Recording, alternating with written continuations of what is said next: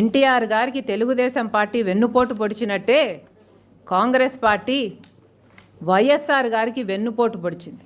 ఈరోజు రాజశేఖర రెడ్డి బిడ్డ కాంగ్రెస్ పార్టీలో చేరుతుంది అంటే రాజశేఖర రెడ్డి గారికి చాలా సంతోషం, చాలా గర్వం కలిగించే విషయం అని నేను నమ్ముతున్నా. ఎందుకంటే ఈరోజు మన దేశంలోనే అతిపెద్ద సెక్యులర్ పార్టీ కాంగ్రెస్ పార్టీ. కాబట్టి కాంగ్రెస్ పార్టీ మన స్వాతంత్రం వచ్చినప్పటి నుంచి పునాదులు వేయడం దగ్గర నుంచి ఈ దేశాన్ని కట్టడం దగ్గర వరకు కాంగ్రెస్ పార్టీ హస్తమైంది.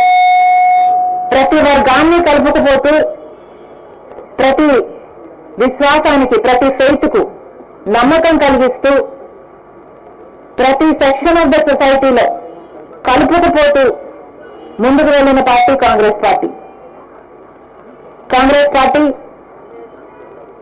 ముందు కూడా రాహుల్ గాంధీ గారి నాయకత్వంలో, ఖార్గే గారి నాయకత్వంలో ప్రజలందరికీ మేలు చేస్తుందని సంపూర్ణంగా విశ్వసిస్తూ రాజశేఖర రెడ్డి గారి కళ, ఏ కళ అయితే రాజశేఖర రెడ్డి గారు రాహుల్ గాంధీని ప్రధానమంత్రిని చేయాలి అని మనస్ఫూర్తిగా కోరారో